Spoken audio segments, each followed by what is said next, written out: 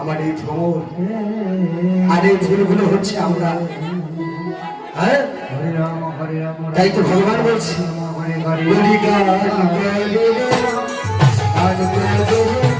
এই মাতাল ভ্রমর